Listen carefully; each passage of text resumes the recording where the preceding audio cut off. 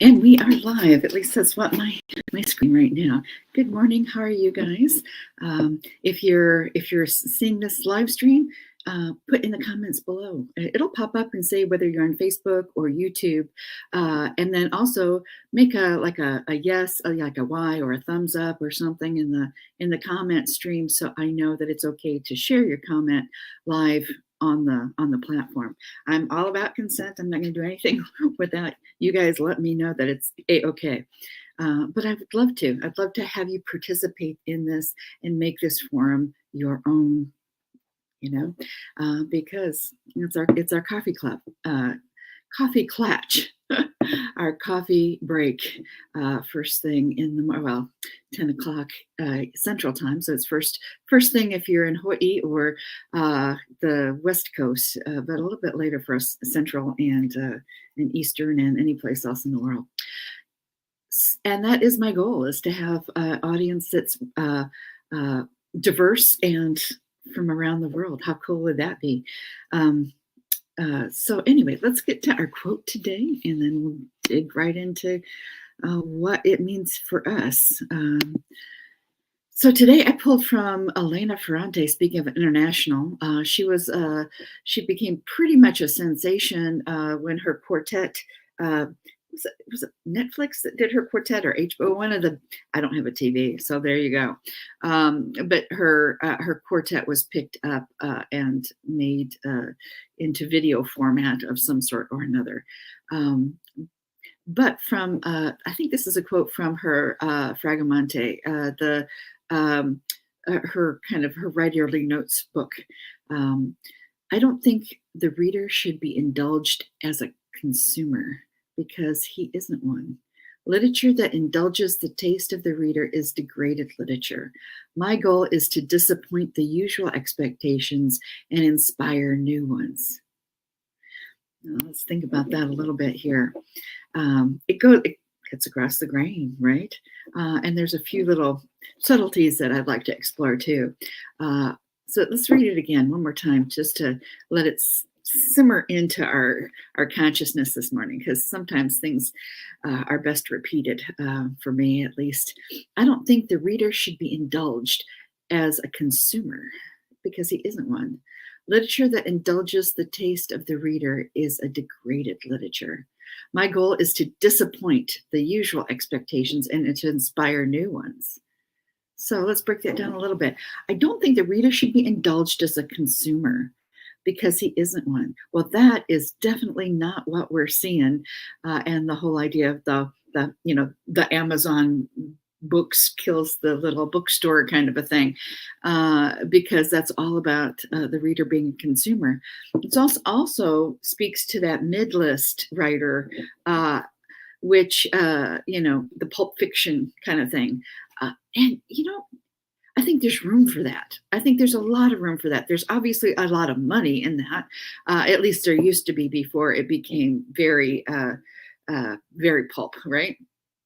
I think back on my childhood and what I was reading, and I was reading literature because my mom was a literature teacher, and so was her great-grandfather, or my great-grandfather. But for the most kids my age, they were reading, what were they reading? Hardy Boys, right? Nancy Drew, Carolyn King. Those were nom de plume authors creating a pulp fiction, but highly enjoyable, and it got kids to read. So in my book, anything that gets anybody to read is fine, whether it's the back of a cereal carton, whether it's comic books, whether it's pulp fiction, whether it's high literature. It's all good if it's getting people to read, because that's something that is so important for us to do, is to read wide and read often. And that's my personal opinion. How about you? Share in your comments if you've got a differing point of view with that. All right, now we're down to sentence 3 of this, and that is, literature that indulges the taste of the reader is degraded literature. Yeah, I think we kind of touched on that a little bit too. So is it degraded literature? Well, yeah, depends on what you want literature to be. If you want literature to be high art, and how much of that high art do you want to be accessible, right? So there is, how hard of a point of entry is it?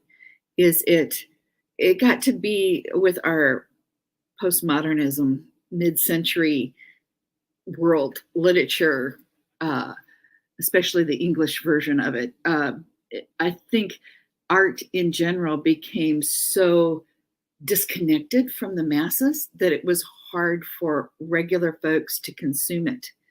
So you're making it something that's elitist and something that comes at a high priced value, and it's not for everyone, and it becomes a social marker, right? Only capital C classy people go to museums. Only capital C classy people read and understand great literature. Only C classy people, et cetera, et cetera. And, my whole life and my whole background goes against that. Like I said, it wasn't just my mom who required her students to recite the prologue to Canterbury Tales. It was her grandfather, my great grandfather, my grandmother's father, who had his students in a one-room schoolroom in the Appalachia of Illinois and Missouri, Ozarks, and the Arkansas Ozarks, memorizing great literature. That's why here it is, how many decades later. My mom retired in the 80s, and I haven't heard a student say this in a long time, but I can still remember, though, because I was the one holding the book, saying, given the little cues of one that I pre with the shora sota, the drak the marchat perthed to the rota, by the every vein and sweet core of which vertu engendre is the floor. I can do that with a lot of Shakespeare plays too, because that's what you did. You memorized it. And there was something to that memorization, because what that did was it took something obscure and hard to connect with, and it made it accessible to first trauma bonding, because if you had to go through that, you had this innate love because you accomplished something. But it also, by reciting and memorizing those words, made you understand it better. There's a reason the King James Bible is so beloved. And that it's so beloved in areas where Shakespeare is also so beloved, because it's the same Elizabethan Jacobean version of modern English, right? That we can understand it when we memorize it, and that gives us access to it. So today we don't have, there's not that language barrier there. There's other language barriers and there's other barriers. So I'm about lowering the barriers without lowering the quality of the literature. And I think we can do that. I think the best literature does that. And I want you guys to pause, take a sip of whatever you're sipping on, and kind of think about that. And if that sparks something in you, put it in the comments below. And put it in the comments below whether you're watching this live, which is the best, because then I can bring it up if you want me to. Or put it, if you're watching the replay, I'll be around. I'll be in there, and I'll respond to you, and so will the future viewers of this. So we're on to the final sentence of this. My goal is to disappoint the usual expectations and inspire new ones. And I think that's totally legitimate. I think we write because we have questions, not because we have answers. And to really explore those questions is going to disappoint our own expectations and inspire new ones. So it can't help but disappoint our readers' usual expectations and inspire new ones. That is the purpose, to me, of art. That's the purpose of all art, not just literature, but especially literature. Now, I do have to end on this, and that is Elena Ferrante, bold writer, beautiful writer. I highly recommend you pick up one of her books if you've got the stomach for it. I'm gonna.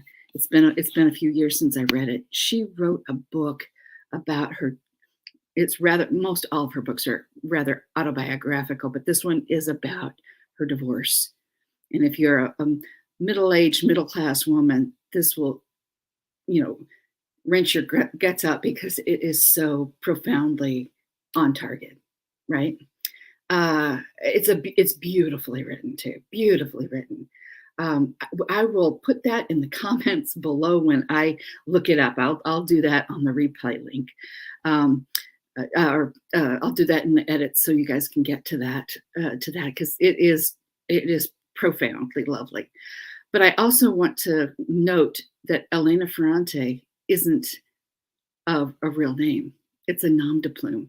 So she could be that gut-wrenching and that honest, but she had to hide her own identity. So anyway, that's something to think about. Anyway, see you tomorrow, and then we'll start again on Monday. All right. Have a great rest of your day, and here's to you.